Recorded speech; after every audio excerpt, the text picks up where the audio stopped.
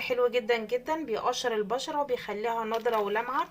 ماسك يا بنات والله العظيم تحفه، عن تجربه.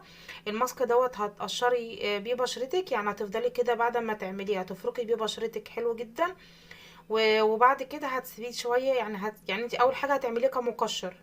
هتاخدي كده اللي هو ده يا بنات الترمس المطحون، هتحطيه وتحطي عليه شويه ميه ورد صغيرين. تمام، بسم الله. هتبداي ان انت تقلبي الماسك كده مع بعضه، وبعد كده هتروحي حطاه على البشره، وتفضلي تفركي بشرتك بحركات دائريه. وشوفي بقى القمر اللمعه والنضاره كده والحلاوه بتاعت بشرتك، حاجه كده والله العظيم وهم يا بنات.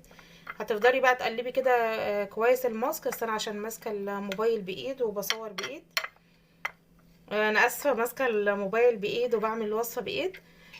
بس كده بعد كده هتحطيه على بشرتك، وهتفضلي ان انت تفركي البشره بحركات دائريه، وهتسيبيه ربع ساعه على البشره تمتص كويس جدا. وبعد كده بقى تغسلي بشرتك وتحطي كريم مرطب، وشوفي بقى الجمال واللمعان والروعه والنضاره اللي هتبقى في بشرتك. لايك واشتراك وباي باي.